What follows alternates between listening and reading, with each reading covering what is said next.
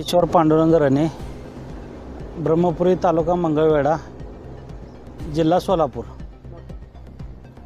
बोसे सर्वसाधारण जिल्हा परिषद गटासाठी माझी गेली 15 दिवस झालं तयारी सुरू आहे आणि माझा जनसंपर्क त्या भागामध्ये पूर्वीपासूनच आहेत. माझे जीवभावाचे सवंगडी त्या भागात असल्यामुळे आणि तिथली इतिहासाची पुनरावृत्ती मला सगळी माहीत असल्यामुळे त्या भागात मी उतरण्याचा निर्णय घेतला आहे. तर तुम्ही पहिल्यापासून सामाजिक क्षेत्रात कार्यरत आहात आणि असं असताना भोसे जिल्हा परिषद गटातून निवडणूक लढवण्याचा निर्णय का घेतला? भोसे जिल्हा परिषद गट हा सर्वसाधारण जागेसाठी आरक्षित असल्यामुळं बाकीचे सगळे गट OBC SC वगैरे अशा कॅटेगरीमध्ये पडल्यामुळे आणि तिथं आपली सर्व लोक असल्यामुळं तो निर्णय मी घेतला. आपले काय कोणत्या पक्षासोबत काय चर्चा वगैरे झाली?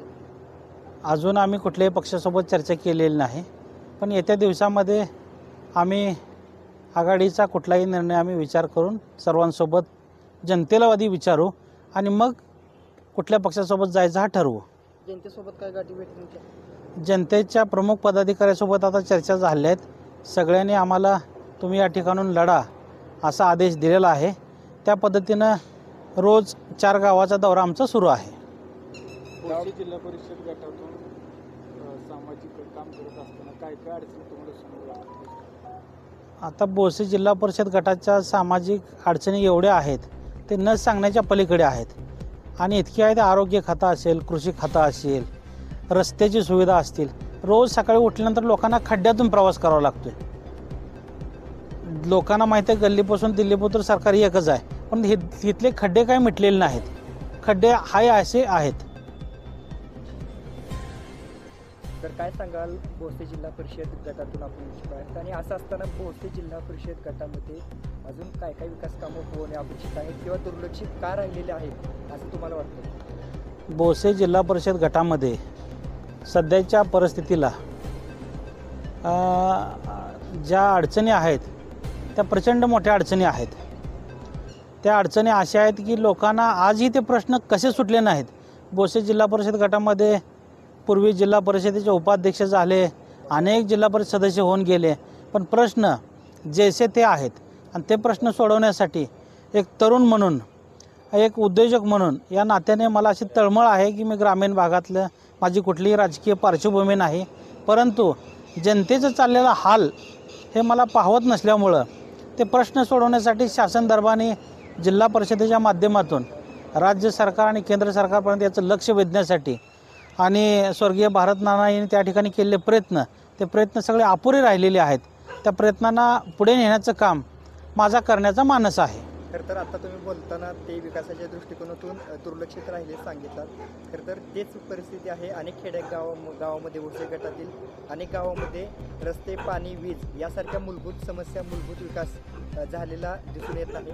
त्याकडे कसं बघता आणि तुम्ही त्यासाठी काय विशेष प्रयत्न करणार आहात? 75 वर्ष झालं या देशामध्ये वीज, पाणी, रस्ते ह्याच्यावरच बोललं जातं. आज आपल्याला विकसित भारताच्या दृष्टीनं माननीय प्रधानमंत्री सांगत आहेत, परंतु ही सगळी खालची जी प्रशासनातल्या टीमा आहेत, सगळे राज्यकर्ते आहेत, ही कुठल्याही पद्धतीचं काम त्या ठिकाणी करताना दिसत नाहीत. ही जर कामं केली तर लवकरच आपण देशाच्या पातळीवर विकसित भारतामध्ये आपण सामील होऊ शकतो. त्यासाठी लोकांना इलेक्ट्रिसिटीचे DP असतात ते महिना मिळत नाहीत, त्यांना पैसे द्यावे लागतात.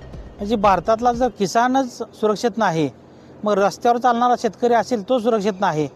आरोग्याचं एखादं इंजेक्शन हवं असेल त्याला सोलापूरला, मुंबईला त्या उपचारासाठी जावं लागतं. त्या सुविधा जागेवर मिळण्यासाठी आठवड्यातून एकदा चांगला डॉक्टर या जिल्हा परिषद गटामध्ये उपचारासाठी येऊ शकतो. यासाठी मी नक्की प्रयत्न करेन. काय समोर जावं लागेल? आता तिथं भोसे जिल्हा परिषद गटामध्ये अनेक राजकीय लोक आहेत. प्रत्येकांना वाटतं मी जिल्हा परिषद सदस्य व्हावं. ह्याच्यामध्ये कुठल्याही प्रकारचं वावगं नाही. राजकारणामध्ये महत्त्वाकांक्षा सगळ्याच्या असल्या पाहिजे, परंतु त्या राजकारणाचं व्हिजन कुणाकडे नसल्यामुळं मला त्या ठिकाणी उतरावं लागतं. ते पूर्तता करण्याची जबाबदारी जनतेच्या मनात आहे की तुम्ही करू शकता, यासाठी मी प्रयत्न करतो आहे. खरं तर तुमचे गाव भेट दौरे चालू आहे, जनसंपर्क चालू आहे, लोकांची गाठीभेटी घेणं.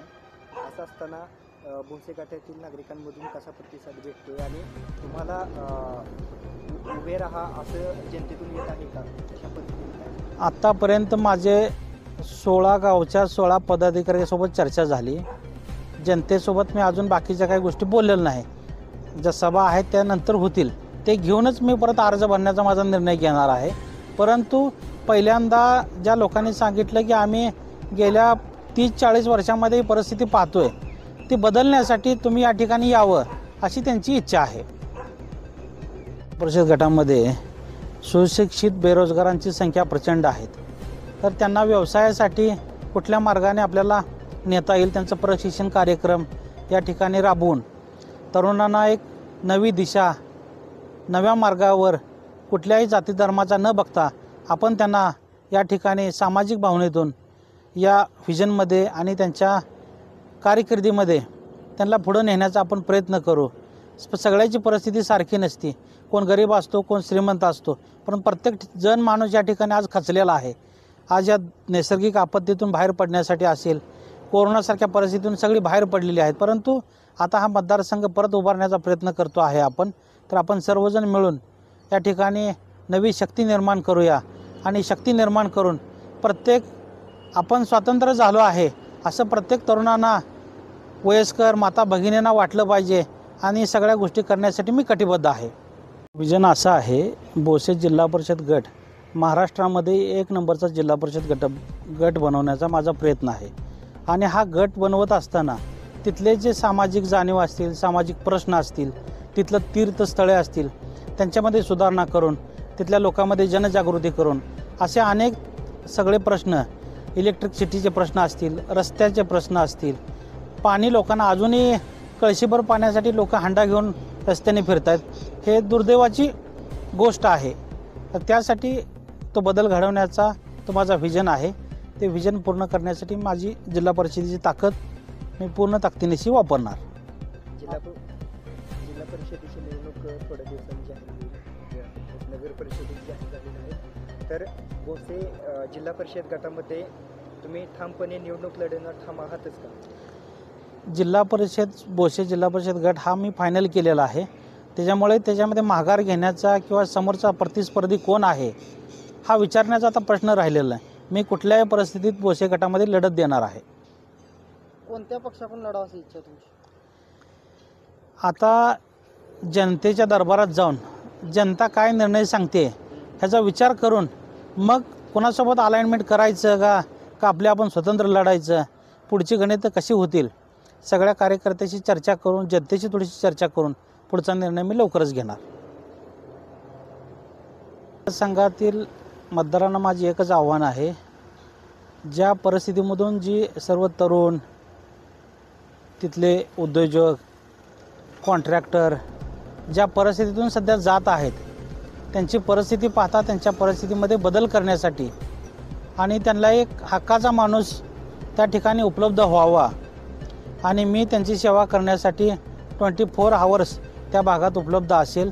त्या भागाचं विजन बदलेपर्यंत राज्य सरकार, केंद्र सरकारच्या माध्यमातून ज्या माझ्या डोक्यात कल्पना आहेत त्या प्रत्यक्षात उतरवण्यासाठी मी माझी 100% माझ्या बुद्धिमत्तेचा वापर करणार आणि करून त्या भागाचा, त्या परिसराचा एक आयडॉल महाराष्ट्रामध्ये बनवण्याचा माझा व्हिजन आहे. शेवटचं सर, एकच आव्हान करेल, मतदार राजा हा चाणाक्ष आहे, त्यांना सर्व काही समजते. मी ज्या पद्धतीने लढाई देत आहे त्यासाठी एक सर्वसामान्य मतदार तुमच्यासोबत आहे असं समजून मला साथ द्यावी, तुमचा कायापालट करण्याची जबाबदारी मी आजपासून घेत आहे. एवढंच मी या ठिकाणी व्यक्त करतो आणि मी थांबतो.